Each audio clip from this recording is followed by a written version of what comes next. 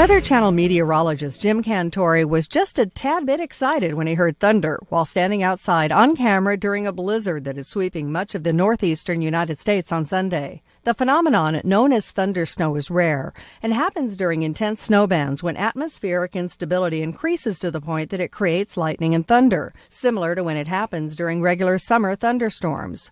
But Cantore didn't just get stoked once. He and his crew heard thunder snow 6 times at the same location. Amazing, considering it usually happens about 7 times per year for the entire U.S.